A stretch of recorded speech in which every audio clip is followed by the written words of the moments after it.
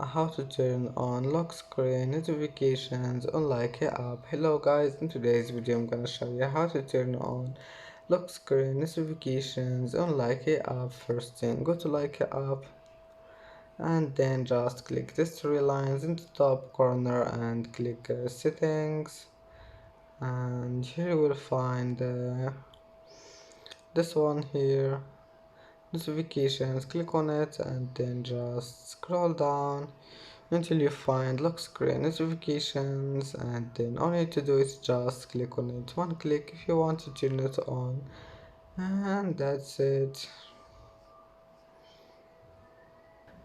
And that's it for today's video. If you like this video, please don't forget like and don't forget subscribe, and thank you for watching this video until the end, and see you in the next video.